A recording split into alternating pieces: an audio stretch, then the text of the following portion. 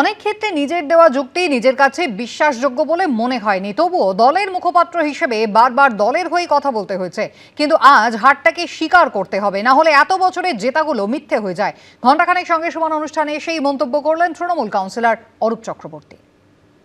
অরূপ, ব্যক্তিগত ইমেজের তোয়াক্কা না করে তুমি দলকে বাঁচিয়ে গেছো। আজ কি হলো যে জীবনানন্দের ভাষায় বললে যে অরূপ চক্রবর্তীর অসহ্য বোধ হইল?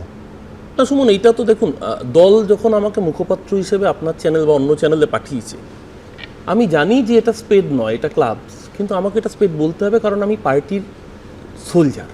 সেই জায়গায় মুখপাত্র হিসেবে আমার কাজ ছিল। যেমন আমি একটা উদাহরণ দিই, তো তোমার সাথে আমি অনেকবার বলেছি যে এই চিংড়িহাটার যে ফ্লাইওভারের ইনসিডেন্টটা, মানে আমি আজ অব্দি আমি কোনো জাস্টিফিকেশন খুঁজে পাইনি যে কেন 4টে দিন বা 5টা দিন সময় দেওয়া বলা হয়েছিল। তো বৃহস্পতিবার থেকে শনিবার, এই রোববার, এই স্প্যানটার মধ্যে একটা দেওয়া হোক, সুপ্রিম কোর্টে পর্যন্ত যাওয়া হয়েছে।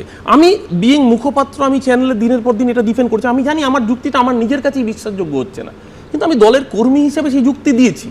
কিন্তু আজকে দেখো, আজকে যখন 5 দিনের মধ্যে কাজটা কমপ্লিট হয়ে গেল, মানুষ শুধু নিজের চোখে দেখতে পাচ্ছেন না। আমি কেন বলছি আজকে হারটাকে স্বীকার করতে হবে, নইলে এত বছরের জেতাগুলো মিথ্যে হয়ে যায়।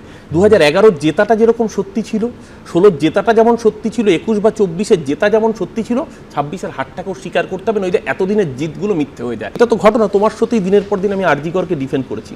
আজকে আমি অস্বীকার ভাবের ঘরে চুরি করলে তো হবে না। আজকে যে আমাদের হাত থেকে মহিলা ভোটটা চলে গেল, সেটার অন্যতম অভিঘাত তো আর.জি. কর তো তৃণমূল ঘটায়নি। কিন্তু গোটা ঘটনার দায় আমাদের নিতে হলো কেন? একটা প্রমোশনাল পোস্টিং কেন? সন্দীপ ঘোষকে রাতারাতি পোস্টিং দিতে হবে, শুধু তাই না, রাজ্যের একজন মন্ত্রীকে এবং একজন নির্বাচিত বিধায়ককে হাসপাতালে গিয়ে তাকে চেয়ারে বসাতে হবে। মানে আমি কোন, মমতা ব্যানার্জি তো স্বাস্থ্যমন্ত্রী ছিলেন, চন্দ্রিমাদি সম্ভবত প্রতিমন্ত্রী ছিলেন, কিন্তু তাহলে কি কোনো সুপার স্বাস্থ্যমন্ত্রী তাকে খুশি করতে গিয়ে গোটা দলকে বিপদের মুখে ফেলে দিতে হয়েছিল?